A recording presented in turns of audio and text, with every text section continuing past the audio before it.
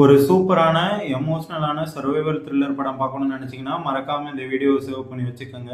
இந்த படத்தோட கதை என்னன்னு பார்த்தா, நம்ம ஹீரோவோட பொண்ணுக்கு நாளைக்கு பிறந்த நாள் வருது. ஸோ அதுக்காக அவர் இன்னைக்கு வேலையை முடிச்சுட்டு போகும்போது கேக் வாங்கிட்டு போகலான்னு பார்க்குறாரு. ஸோ அது மாதிரி கேக் வாங்கிட்டு போகும்போது ஒரு டனல், பெரிய டனல் வருது. அந்த டனலை தாண்டி கொஞ்சம் தூரம் போனால் அவர் வீடு வந்துடும்.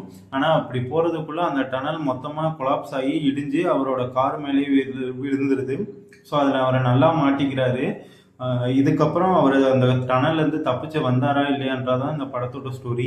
இந்த படம் ரொம்பவே சூப்பராக இருக்கும். முக்கியமாக இந்த படத்தோட நம்ம செகண்ட் ஹீரோ ஒரு ஃபயர் ஃபைட்டர் வருவார்.